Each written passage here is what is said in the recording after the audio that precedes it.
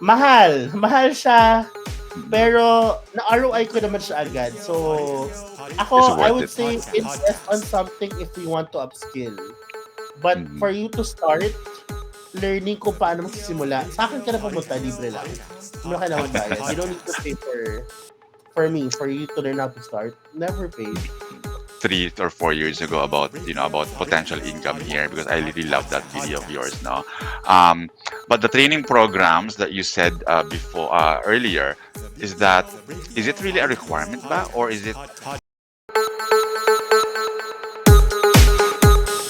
The BPO podcast. the BPO Break Room podcast? Welcome back to another episode. My name is Jay, and you are tuned in the rising show in the BPO world. Hello, Kay. Hello, everyone. This is Kay. And to those that are watching and listening to us right now, don't forget to subscribe, share, and give us a like. You can also see us on YouTube, Spotify, Amazon Music, and Apple Podcast. Just look us up at the BPO Break Room Podcast. For today's episode, we are going to talk about the rise of the virtual assistance industry in the Philippines. So ever since the pandemic, this has been the talk of every BPO and non-BPO employees. But today, we are going to answer every kuro-kuro, every agam-agam about being a VA. All right, Kay. Now, ikaw ba, Kay? What's your thoughts ba about being a virtual assistant? Absolutely. But I think for me, VA is a game changer for many Filipinos. I know that everyone would be able to relate to this naman. Tari Of ng game course, ang changer, ha? number one dyan na nilulook forward nila is financial freedom, Mm. flexibility, and career growth outside the traditional office setup, di ba? So, there. What about you, Jay? Wala, charot. A being a VA, yeah, I agree with you that it's really a game changer. Although, like what I mentioned kanina, no, that virtual assistants, it blew up during and after the pandemic. But in the reality, virtual assistants or being a VA has been a long time thing na talaga even before the pandemic. Mm. I've also actually had friends who actually left the BPO or call center industry to become VAs. And Mm. they're enjoying it because of the fact that it's work from home, they can work remotely, right? And most especially walang mga deduction sa kanilang mga pesin diretso sa kanilang mga bank accounts ang sweldo. So they really enjoyed it, right? But today we're gonna be answering the every questions that our viewers have in mind, and we're not gonna be biased today. No, we're gonna be also opening up some discussions around the negative side of being a VA, and but of course the triumphs and the positivity that being a VA is bringing to every Filipino lives, right? And to help us shed extreme light on our topic today, we are going to be joined by a very special guest. Yes, and to be honest with you, Jay, and to our listeners right now, the first time that I met this person, immediately I became impressed by his social ethics. Napaka Mhm. straightforward and he knows what he wants. So wag na tayo magpatumpik-tumpik pa. He is a 2022 Orange Carpet awardee as Best Educational Creator Award. And secondly, he's also an NAS.io awardee as the first community builder to reach 10K members in the platform worldwide. And also, he's one of the most famous VA content creators in the Philippines, and you may also know him as a founder of Barangay VA University. Kaya naman, Jay, and to our listeners, our very special guest for today is Jam Blauta. Let's welcome him in. Hello! Hey, Naku Jam. naman. Hello kay K and J. Love it. Yeah, Salamat welcome naman to at the BPO talagang Break Room in-invite Podcast, mo Jam, ako. ha? We're so thrilled to Thank really you. have you on the show. Super excited ako. I was actually looking forward. Looking forward kasi ang dami ko ding mga members sa Barangay VA na BPO sila na gusto nila maging isang virtual assistant. Pero as you Yes. mentioned earlier, hindi naman natin pag-uusapan dito yung the goods or the good part or the best part of being a VA, but also like ano ba talaga yung realidad na nangyayari sa loob ng mundong ito. Hala, Yung mga ganong epektos. Baka nakakatakot, Correct. Di ba? Yeah, I would just wanted to ask, how's the beginning of 2025 for you naman, Jam? Because last time we Wow. had a podcast episode where we welcomed the 2025 by talking about the realistic ano naman New Year's resolution. Well, 2025 January was the longest January ever. Um, I agree with you. I feel like nag-half na ng year. Ganon. Um, yung January wasn't really, I didn't expect it to be that busy.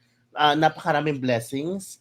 But alam mo yun, I'm grateful kasi those blessings talaga really nakapagpa-feed sa family ko, nakapag-pay ng credit card bills natin, gano'n. 'Di ba? Ano 'di ba?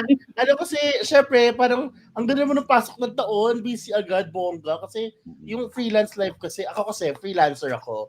So yung Mm. freelance life kasi hindi man always like bongga ang buwan mo. Eh nagsimula siya as pangpasabog na buwan. So sana Correct, hanggang mag-end ang year pasabog tayo, gano'n. correct. Dire-diretso, no?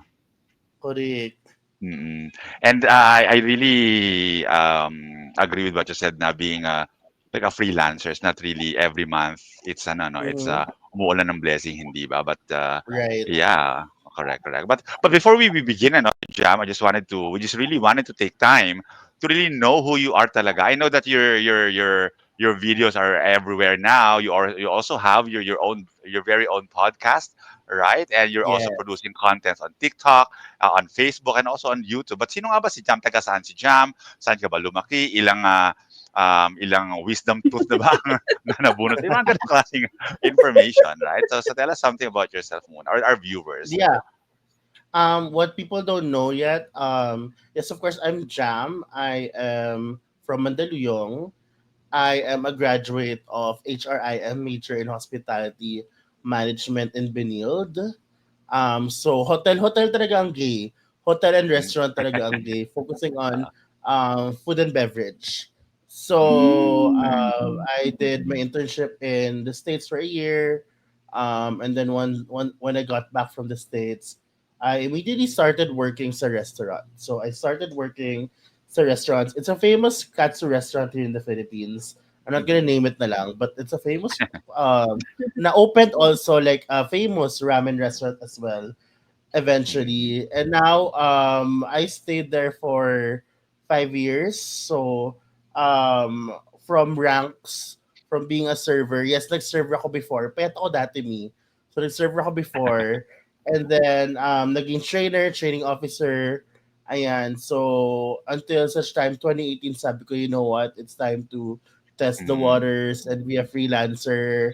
I want to start being a consultant. Ang baon ko lang doon ay tiwala sa sarili at self-confidence. Sabi ko sa sarili ko, lalabas ako ng full-time job ko at Mhm. papangalanan ko sa sarili ko ng training manager consultant. Ganun lang atake. Tiwala Correct. lang. No? Mhm. Gusto ko na kasi like, you know the feeling when you feel like you're good naman with work where you came from, but you want to Mhm. test it if hanggang dun lang ba ako or when I get out of my comfort zone, am I gonna be that impactful too? I agree. So, I love umalis that. I ang love that. gay 2018. Umalis ang gay 2018 and I started diving into freelancing and it was a Mhm. rough journey. I remember Mm, okay. leaving the corporate world with very minimal savings Mhm. with utang pa sa sa company loan. Ganyan epektos, no? Um, and then alam mo yon like, hindi pa ako magaling maghawak ng pera when I started. So like, Mhm. I didn't know how to go about it. Though I have connections, I have restaurants who got me as trainer, but Mhm. then like, of course, I'm just starting. I don't know how much to charge. I don't know what Mm, a mm, contract is. I don't know what a retainer contract is, stuff like that. So like mm. everything talaga, wala kang mapapanood eh. Like, what do you know about Yeah. freelance? Like, you don't Mm. really, like nowadays, ngayon na lumalabas halos yung mga videos about it. But then like, Wala talagang my mga time, tutorials before ano? wala pa masyado mga blog Mm. post lang mga dati. So anyway, Mm. so nilangoy ni Gay. hanggang sa Mm. natutunan ko na along the way. It wasn't easy, but eventually, sa kakagapang ni Gay ay talagang naging wagi tayo, no? 2019 to 2020 was my breakthrough. Because of all Mm. my learnings on 2018, I was able to reach my first six-figure income Wow. nung nasa nung nasa 2019, 2020. However, 2020 happened, what happened? Pandemic, goodbye. Pandemic, yeah. So, all my restaurant clients nawala. So, that's when I discovered virtual assistants. Hindi pa virtual assistants tawag nun. It was Mm. called online jobs. Yeah, Though, yeah. before even online jobs, I dived into online jobs. Alam ko nang may online jobs. I was just scared because I feel like it was a scam. How do I get paid? Stuff like that. I'm really not, Yeah. educated about it. But then, like, I had no choice kasi I'm a breadwinner. So, Mhm. um, I had to, like, make sure na there's a cash flow coming in, right? Correct, correct. So, doon ako nag-start mag ano, mag tawag dito, mag digital freelancing, virtual Okay. assistants. All right. I love your your story, Jam, because I think a lot of our viewers, not what I think, I know that a lot of our viewers, and even the people that I know, they really started their journey as a VA without any prior knowledge about being a VA. They were actually in the banking industry in the Philippines before. They were also in the Correct. HRM industry before, right? And there are some naman, of course, they were in the BPO in the call center industry before who wanted to venture and who are already in the freelancing or virtual assistance industry Right. now, right? Now, you Yeah. mentioned Jam, no, about you used to be in the hotel and restaurant industry before, right? And then you became a trainer. What specifically triggered you to join the online job, the VA talaga? Because the reason I ask, because there are other industries out there, not just the VA industry, but why specifically the VA industry? So I had a friend because I used to do creation. I started doing that since 2018. Um, Mm-hmm. but then, like, I had a friend who told me na, hey, I'm doing content creation, but with online jobs on the side. I was like, what the hell is, sorry, okay ba yan? What the heck is Go lang online yan. jobs? Oo, Mhm. di ba? Like, what the heck is online jobs? Ito yung mga online sa Amerika, ganyan, mga admin. So, baka wala namang lugar dyan, parang from trainer, tapos admin. I was also conscious about, hello, ano na yung position ko dati nung nasa BPO na ako? Biglang Okay. admin ako dito, pero ang tanong ko ng sarili ko, jump kailangan ba ng pera? Oo. Mas malaki ba sa nakukuha ko? Sabi ko, oo. So, Malaki ba? Okay, okay, do'n ako okay. mutingin kasi paano tayo mabubuhay kung puro pride na lang, 'di ba? So, Kung puro gano'n ego na lang, ako. hindi ba? Yes. Mm. So, I started doing online jobs, but at first I didn't know how to go about it. Like, a lot of us who came in ng virtual assistants sa 2020, that exact year, wala pa masyadong resources online. Either you read Mhm. blogs, yung mga step 1, step 2, step 3 na blogs, or you watch like a minimum of 1 hour of YouTube videos. I landed sa isang agency, and because of that Oh, I nag-agency ka started. muna. Okay, okay. Yes, because sabi ko, hindi ko alam gagawin ko 'to, eh. Iba naman 'to sa digital freelancing. Hindi ko True, naman true, alam true. kung anong skills meron ako na dapat kong i-ano, 'di ba, ibenta sa kanila. Correct, correct. Kasi I have Okay. no idea like what kind of world this was. So like, I joined an agency. Back then nakilala ko sa agency na ito because I had a friend na content creator din na nagle-live stream. Kasi dati nagle-live stream ako, another source of income, live streaming. So like, Right. while he was talking about his job, nakaakyat, you know the term nakaakyat sa live, like, Yeah, yeah, yeah. nasa Parang they nandun ako joined sa you, live right? niya. I Ah. joined the live, and he was like, sabi ko, friend, ano ginagawa mo dyan? Ba't nag-work ka ng ganito? Ano VA ko? Anong agency yan? Sa blank agency. Mm. Hala, edi ang gay habang sinasabi niya, tinatype ko na, nag-apply na ako. Pak, kinabukasan may call na ako. Oh, Ayun wow, na. I that's So, fast, love one it. day at a time.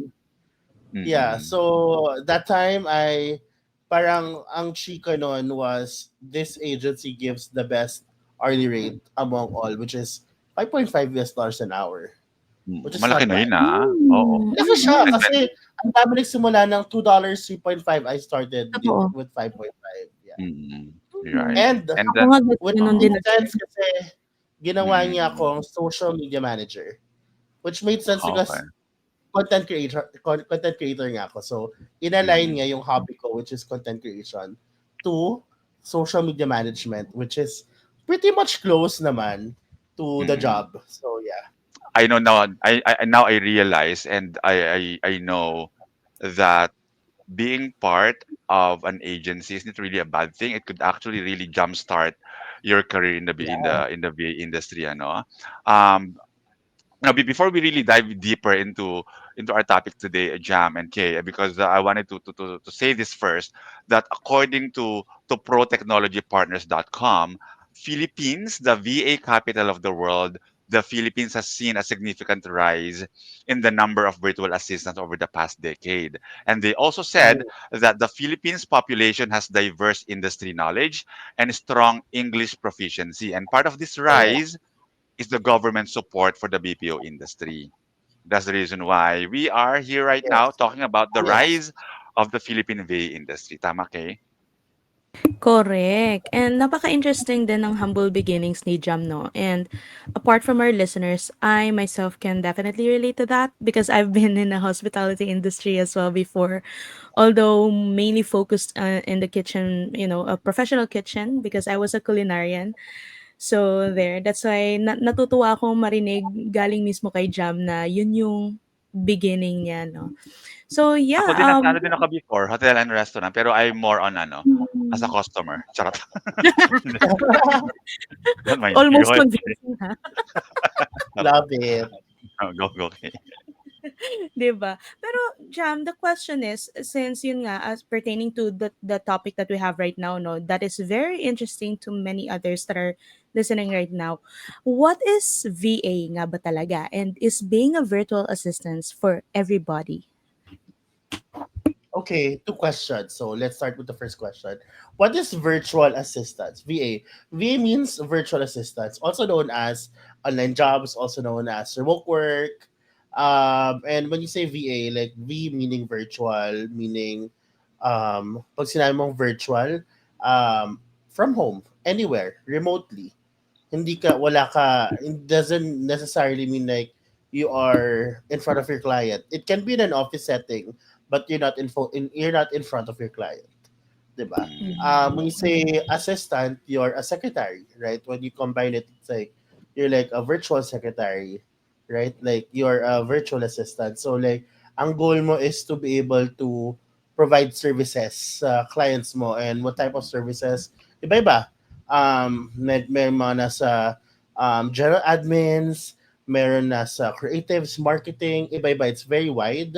The umbrella Mm. is really spreading as bigger talaga, like as the year goes by. Parang dati konti lang na niche, ngayon parang oh my gosh, may Ilan na? may funnel designer na, may iba-iba na siya. So as people specialize and set up skills on a yearly basis, talagang lalong dumadami yung mga specializations. Dumadami. Kaya naguguluhan ng mga tao kasi paano ba ka magsisimula? Ang dami na. Saan Agree. ba ako nag-fit? Ganyan. So like, Mm. really it's that your role, you're an online secretary, your role is to provide services to your clients, and in whatever kind of way, kung anong type of service man ang pinoprovide mo sa Okay. kanila. Second question was, is virtual assistance for everybody? My answer is Mm. no. I believe na ang bawat tao ay may kanya-kanyang way kung paano Mm. mag-shine sa career. There are people who are more effective sa face-to-face setting. There are Mm. people who are more effective and growing in the virtual or digital world setting. May mga tao na mas productive sa face-to-face versus sa digital world. So, Mm. iba-iba siya. So, natatawa nga ako last year, pinagsasabong na parang, bakit, parang, it makes you dumber to be here in the virtual workspace. I was like, that's not true. Dapat walang Mm. ganon. Parang like, whatever floats your True, boat, doon oo. ka, period. True. Mm. Parang I agree with that because I think I've seen those contents, and it has Mm, become a toxic environment, Nana. And I hope Correct. that people would realize, would be selective of who to um to partner with as they embark in this VA journey of theirs. No, Correct. one of the I've been a silent supporter of yours, Jam, no, and one of the my favorite contents that you actually posted, and I think on your YouTube account is you said there, you're actually you are connecting you're connecting talents, potential talents to different companies, right? Yes. What exactly do you do? How do you exactly do that, and why do you do that? Why do you connect talents? So right now I call myself as a V-sourcer. Mm-hmm. So what I do is I help businesses match their clients to top tier Filipino talents. So the way I do it is that I partner with agencies, either a partner or I work with agencies. So I Okay. partner with agencies as a freelancer. And so whenever they have openings, they can post sa community ko. And Oh. second, I am only working for one agency, internal team, full time, which is I'm also the sourcing and community manager of this specific agency. Ito papangalanan ko, si Coconut VA. So si Coconut VA, dito ako internal team member is where I only work as a sourcing and community manager. And of course, lahat ng mga opening, lahat ng mga pa-online job fair, ang unang nakakalaman talaga diyan, mga community members ko. So talagang madami na Mm. tayo nako-connect. And one of the ways to do that also, since I have connections with other agencies and other clients na tinatap ako sa LinkedIn online directly, is Mhm. talagang ang ginagawa ko is through challenges. So I do monthly free challenges. It's a free course, ayan, with certificate at the end. Ito talaga, ano siya, from start to finish, end-to-end process of becoming a virtual assistant. Tapos sa end, Mm. bibigyan kita options saan ka pwede mag-apply. Tapos I also Nice. do like series on my YouTube channel where I audit websites of virtual assistant agencies.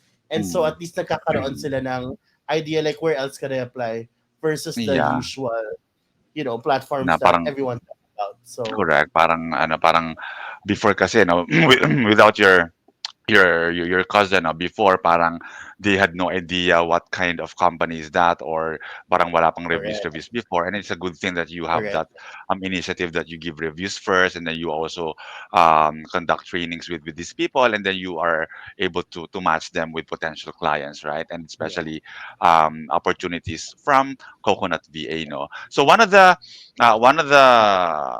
factors why the rise of the VA, the Philippines VA industry is a thing right now is because of the increased number of Filipino VAs online platforms. I think if I Correct, can remember it correctly, some of my friends before they were mentioning Upwork, onlinejobs.ph, correct. freelancer.com, right? And in your case, Jam, ano yung mga online platforms na na-try mo before, and what are the online platforms that you could also recommend to our viewers right now? Oh my gosh, I've tried a lot, and I'd say na I'm not an OLJ Upwork Fiber girly. I never really had Mhm. a chance to get a client there. Kanya-kanya eh. Oh, There's a lot. There's Indeed. I've never got was able to get clients from there. But I'm a LinkedIn girly. So on LinkedIn, as long as your profile is optimized, and when I say optimized, ibig sabihin ng optimized is set up to success, from the banners and everything, people will absolutely message you randomly. Like, ito yung agree. era na habulin mo ko, hindi kita lalapitan. Ganon. Ganon era ko. As well as, of course, social media is because of my presence nga in social media, Mm, lumalapit na ang mga kliyente for true. consulting, stuff like that. So, that's how I do my talent acquisition, client Mm, acquisition. Because when you acquire clients, there's two ways eh, push and mhm, pull. When you say push, it's you doing cold outreach. doing cold calls, cold messaging, di Mm, ba? When you okay. say pull naman, it's you attracting them through social media postings, by optimizing your profiles, stuff like that. So that's what I do. And other than that, of course, agencies, I make it a point na as a freelancer, I have to be smart with my choices. So I have to be able to like have a balance of number one, a source of client where I can get, secured income on a monthly basis with good Okay. benefits like HMO. And at the same time, where I can get clients on the side directly that Mhm. can give me, mga project-based na mga gigs, no, or retainer man, pero up to 6 months, ganyan, pero Yeah, with better pay. Okay, I'm correct. not saying coconut doesn't give you better pay. Coconut gives the best pay, but sometimes you want more. Maluho kayo. Yeah, Ang and dami mong there's nothing wrong with that, right? Mm. yeah. Ako, wala akong Mm. pakialam. I want more eh. Because True, I know I correct. can do Oo, more. So, like, correct. yun. I get clients on the side na projects. Ayan. Agree. I actually I could relate to what you said kanina. LinkedIn, it will really, if you are able to optimize and update your LinkedIn reputation and profile, Yeah, it will really attract potential employers, hindi ba? I really love that. correct. Kasi, some of the people I worked with before, ano sila eh, parang they are not really maximizing the benefits of LinkedIn. I think it's time that we do, right, Kay? Oh my gosh. Huwag ka kasi Correct. kumonect ng friends mo. Kumonect ka sa mga AFAM. Nandoon ano, nandoon opportunity. Hindi Teka, naman hindi, Okay, kayo noted. magtulong. Di ba? Sa AFAM. Doon ka. Gin- Ganun. True, true. Ginagamit kasi yung LinkedIn ngayon, ano na eh, parang dating app na rin minsan ng LinkedIn. Ay, Correct. talaga ba? Malay mo. Oo. Malay mo, Day. Sa other side pala ako. Ba't iba yung Mm. nakikita ko sa feed ko? But Ayun. anyway, Ako naman, puro I AFAM really yung feed ko ngayon. perfect. Something that we should really consider doing. But anyway, Yeah, I would like that's to called outreach talaga. True. correct. And I would also like to circle back no on what you partly have mentioned about it kanina. And what I really love about the Barangay VA University is that before kasi, like what you said nga is, wala naman talaga mga video, even tutorials, right? That would help jumpstart the journey of the aspiring virtual assistants here in the Philippines. But my question is, since walang mga ganito before, kasi when I started din, nag-YouTube din naman ako, nag-Google ako. And it's very seldom talaga that you see like contents Mm-mm. like you do have right now. And with the Barangay VA agents university rather, what are the VA training program that you can remember you did take before? Or did you ever take one at all? Oh, so I never took any courses before. Thanks to my first ever agency, mentioned ko na, Pineapple Staffing. Thank you for, so lahat ng prutas sa punta ko, di ba, may pineapple, may coconut. O yan.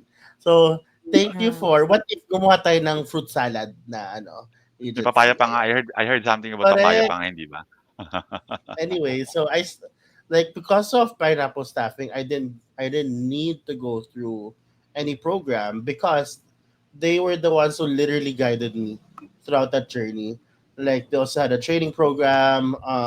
They made sure that I was matched with a client wherein my skill sets were like an ultimate match with what they need. So ang poproblemahin ko na lang doon is kung hindi ka nang galing sa BPO like me, no, fun fact, hindi ako galing ng BPOT.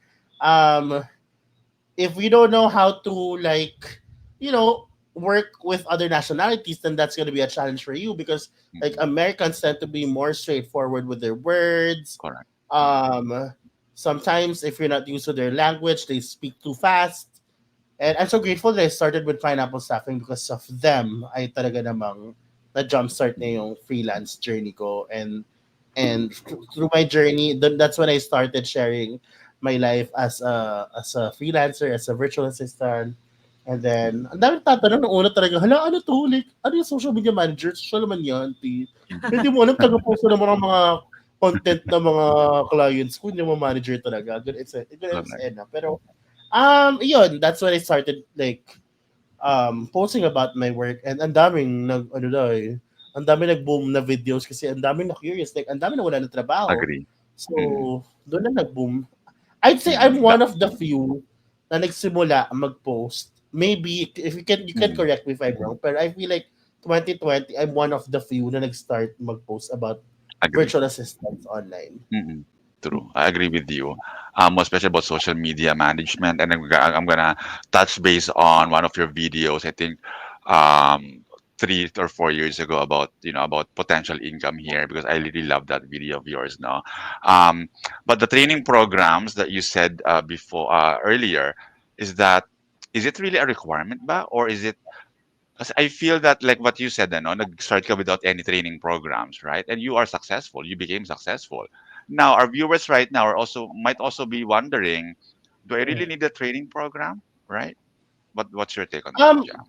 Depends. Number one, I can only speak based on my experience. Iba-iba naman tayo ng personality. Pero if you're like me, na can grasp right away, yung kaya nga mag-adapt sa situation right away, then you're someone who doesn't need that anymore.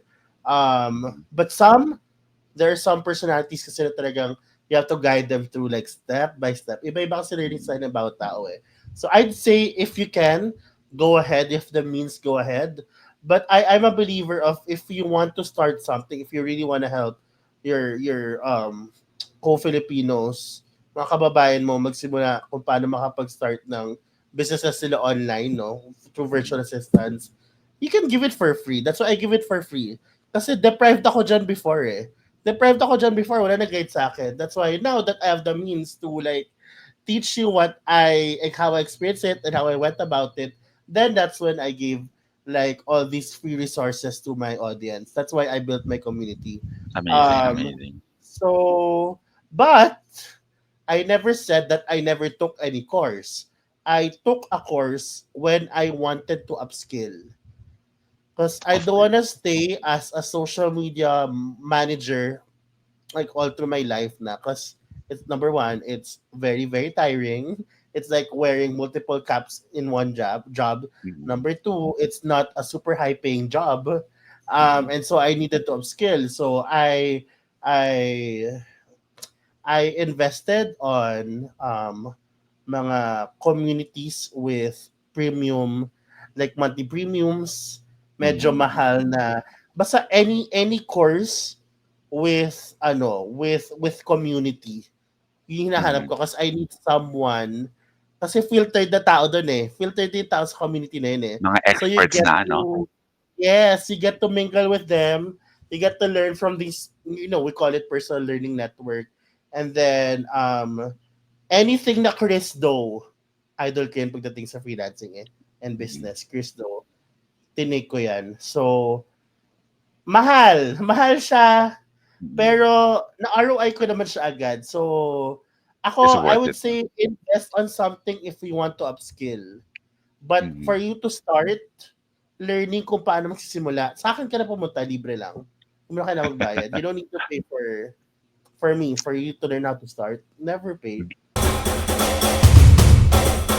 And that wraps up another episode of the BPO Break Room. Salamat sa pagsama sa amin today. We hope you enjoyed the kwentuhan and learned something new. Don't forget, laugh, learn, and level up. And follow us on Spotify, YouTube, Facebook, and TikTok for exciting updates, tips, and more chikahan. Give us a thumbs up and share this with your workmates. Baka ito na ang break time inspiration nila. Until next time, stay awesome, stay productive, and always take time to recharge. Kita-kits ulit dito sa The BPO Break Room.